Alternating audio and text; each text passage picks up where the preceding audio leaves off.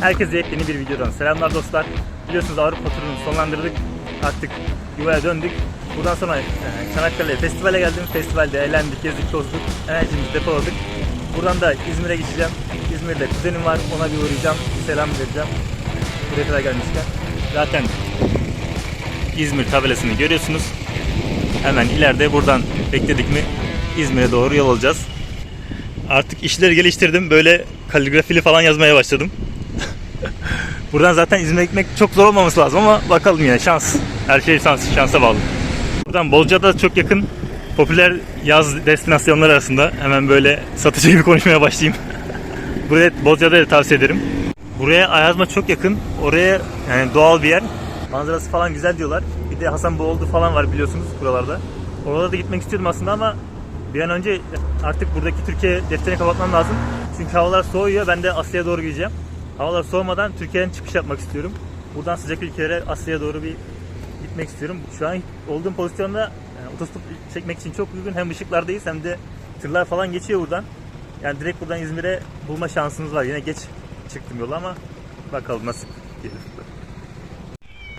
Otostop çekme yeteneklerimi geliştirdim bayağı. Böyle karton falan gösterince insanlar ben buradayım diyor mesela ya da başka yere gideceğim diyor falan.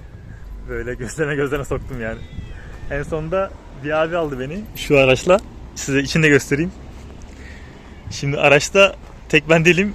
3-4 tane kişi daha var. Onlar da Rus. Bir tanesi yatıyor herhalde. Onlar da Ermenistan'dan gelmiş. Baktım zaten beni işaretliyorlardı falan. Sonra almayalım mı? Beni de aldılar. Araba bayağı kalabalık oldu. Biz de gidiyoruz öyle. Şans dediğiniz şey böyle hani bir anda tak İzmir yazmıştım. İzmir'e giden arabalar da bu olduğu için şansa bu akşama İzmir'e varırız diye düşünüyorum.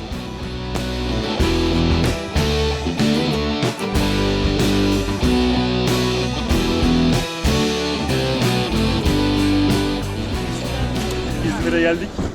İzmir'e hep beraber kuzenime gideceğiz. Size arkadaşlar tanıtayım. Все очень любим Артур. What's your name? Да, на самом деле, без кваса вообще происходит в стране.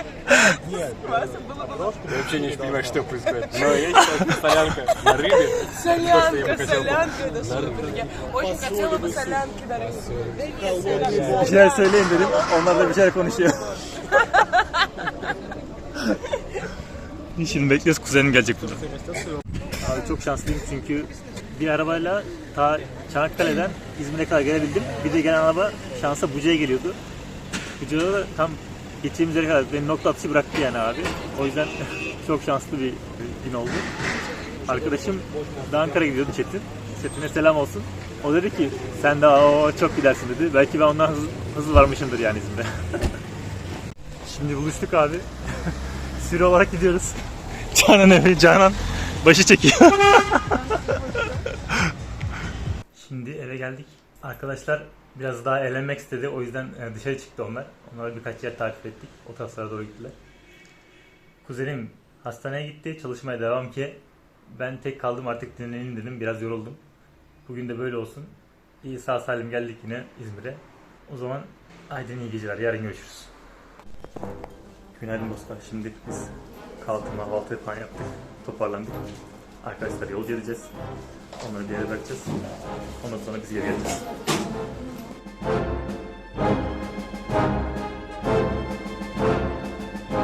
Şimdi minibüse falan ineceğiz. Böyle grup halinde yürüyünce herkes bize bakıyor.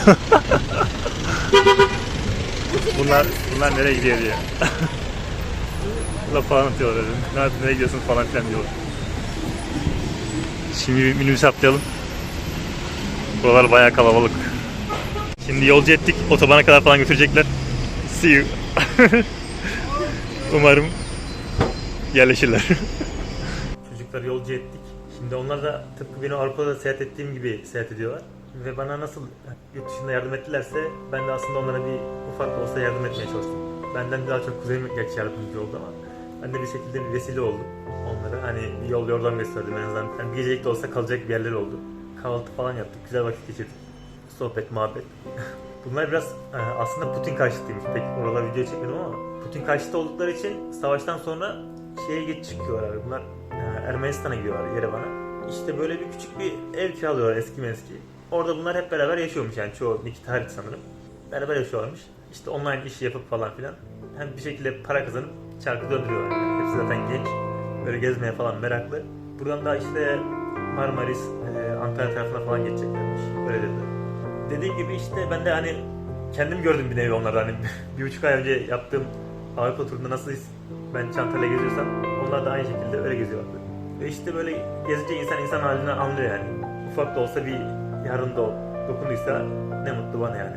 Çünkü bana da yardımcı olan insanlar oldu. Ben de onlara öyle güzellik yapayım dedim. Hem de kültürümüzü görsünler. Ne yiyoruz, ne içiyoruz falan. Hani buraları anlattım. Bir şeyler sordular Türk kültürüyle alakalı falan. Bildiklerimi anlattım işte bildiğim kadarıyla.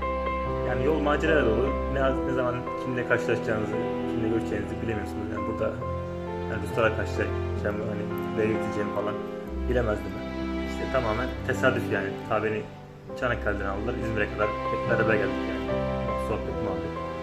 Öyle güzel geçti. Bu arada videoyu beğendiyseniz buraya kadar kanalıma abone olup videoyu beğenirseniz ve paylaşırsanız çok sevinirim. Bu YouTube kanalının büyümesine de etki ediyor. Ve benim daha çok gezmeme de katkı sağlıyorsunuz bu sayede. Çok teşekkür ederim şimdiden.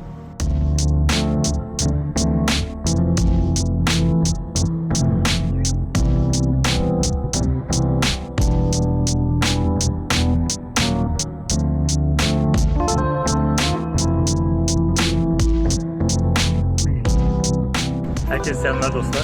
İzmir'e kara gelmişken Saat Kulesi'ne uğramadan olmaz. Burası 2. Abdülhamit'in tahta çıkışının 25. yılını kutlamak amacıyla yapılmış. Size de göstereyim. Çok büyük bir kule değil yani o kadar. İhtişamlı değil ama işçilik güzel bence yani. Taş işçiliği güzel.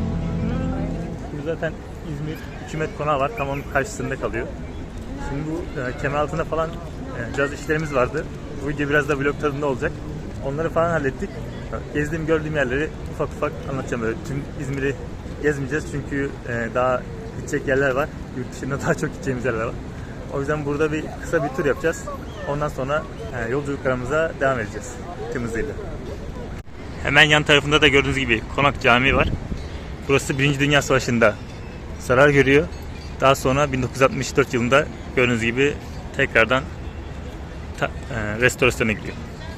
Yani sekizgen biçimli, şu an görüyor musunuz bilmiyorum ama sekizgen bir biçim var. Şu palmiyeleri görünce hep İzmir aklıma geliyor. Küçükken İzmir'e gelirken hep yolda palmiyeleri gördüm. O zaman anlardım İzmir'e girdiğimizi. Öyle bir anısı var bende yani palmiyelerin. İstanbul'da o zamanlar o kadar çok yoğun yoktu yani. Buraya geldiğim zaman illa yol kenarında palmiyeleri gördük yani. Hemen yakınımızda İzmir Müzesi var. Oraya gider miyim bilmiyorum. Etnografya müzesi falan da var. Gezmek isterseniz gezebilirsiniz. Biz ne yaptık? Biz bir Kemeraltı'na uğradık. Orası da Eminönü gibi baharatçılar, yemek, işte lokantalar, işte tatlı, kahve içebileceğiniz yerler var.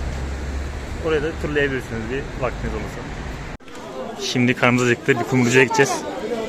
Bir kumrunun tadına bakalım. Şuradan herhalde. Eyvallah. Sağ ol abi. Acılı olsun ikisi abi. Bir tane mi? 2 tane. Efendim ısıtalım. Şurada köz ateşinde oluyor. Şuradan çekelim. Hemen ben şey yaparım abi. Eyvallah abi. Sen? Çekiyorum abi. Kaç yıllık kumrucusun abi? Kaç yıldır yapıyorsun abi? 54. 50. Eyvallah. Teşekkürler. İstiklal hesabımız mı? Olsun abi. Şöyle mangal içinde. Nereden geliyor kardeşim? Kumrular şöyle gördüğünüz gibi mangal içinde yapıldı. Kıtır kıtır. Şimdi tadına bakacağız. Nasıl canım? Göster bakalım. İçinde turşu, salça, kaşar ve sucuk var. Şimdi bizim aldığımız bu 3 numaraydı. Tanesi 45 lira. Normalde salam falan da koyuyorlar. O ekstraya giriyor. O 50 lira falan oluyor sanırım. Diğer yerde sosisli falan yapıyorlar. O sosisi sevmediğim için bu da biraz daha iyi olmuş yani. Şöyle göstereyim. Kumrucu Apo şöyle ara bir yerde kalıyor. Google haritada yazarsanız çıkıyor zaten haritadan. Rahatça buluyorsunuz. Bence duble sucukla alabilirsiniz. Sucuğu biraz çünkü az geliyor. O daha iyi olur. Bir de çay olsaydı 10 numaraydı. Ama ayranla da güzel gidiyor. Şimdi Kemeraltı'na biraz dolaşacağız. Birkaç işimiz var burada. Burası bildiğiniz Eminönü gibi bir yer yani aslında. Biraz daha sakin ama güzel şeyler var yani. Şöyle göstereyim. İşte kumaşçılar, oyuncakçılar, işte giyim tarzı ne ararsanız var burada. Burada toptancılar da var. İşte bir malzeme alacağınız zaman buradan toptan fiyatına uygun da alabilirsiniz. Ayrıca geleceğiniz, deneyeceğiniz sokak lezzetleri işte kumrudur. Ondan sonra bombadır, söğüştür falan bunları mutlaka deneyin. Tadına bakın. İzmir yapan şeyler bence. Hep de midemi düşündüğüm için bunları gelince deneyin. Ben daha önce denemiştim. Şimdi canım pek de çekmiyor bir şey. Yoldan geldim. O yüzden sadece kumruyla birer çırpıldım. Diğer tatlar falan etsek onları da çekerim.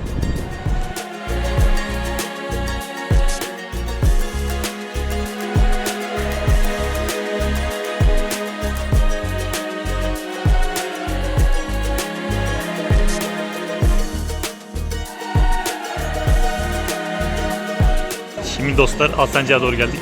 Burası en kalabalık sokaklardan birisi. Bu şekilde ağda da görüldüğü gibi. Burası daha çok kafeler, barlar, işte meyhaneler, lokantalar, kıyafet, alışveriş yapabileceğiniz bir yer. İşte İstiklal gibi düşünebilirsiniz yani kısaca. Yavaş yavaş da akşam olmak üzere biz alışverişimizi yaptık. Ben kendime bir tişört aldım. Bugün de böyle kapattık aga. Şimdi İzmir bomba yemek isterseniz de size ilk keşfedildiği yeri göstereyim. Ben yıllar önce buraya gelmiştim. Hatta arkadaşımı özellikle buraya soktum ki bomba yiyelim diye. Şöyle Çelebi pastanesi. Göstereyim size, bomba çeşitlerini göstereyim. Şu şekilde aslında dışı hamur, içinde çikolata var yani. Şöyle göstereyim.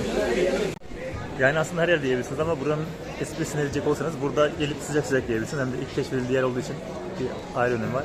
Tabii geliştirmişler, farklı lezzetlerde renkli bombalar da yapmışlar. Üstüne eklemişler gördüğünüz gibi.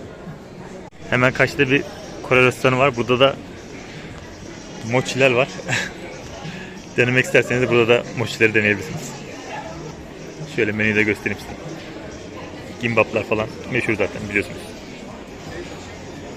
Şu an akşam 8 mesela. Başka yerde sıra yok ama sadece burada sıra var mesela. Herkes bomba yemeye geliyor buraya. Şimdi Kore restoranına geldik. Şöyle bize cips verdiler. Bir de yanında sos verdiler. Başlangıç olarak. Yanına da barbekü soslu tavuk aldık. Çıtır tavuk bildiğiniz barbekü soslu. Yanına da bir salata geldi. Şöyle. Bu cips de bildiğiniz kalın kesilmiş patates cips. Afiyet olsun. Videoyu buraya kadar izlediyseniz dostlar kanala abone olarak ve videoyu beğenerek paylaşarak bana destek olabilirsiniz. Destekleriniz çok önemli. Hala 1000 aboneye ulaşmaya çalışıyorum. İnşallah o da olacak. Bu tarz vlogların gelmesini istiyorsanız aşağı yorumlara yazabilirsiniz. Bir sonraki videoda görüşmek üzere.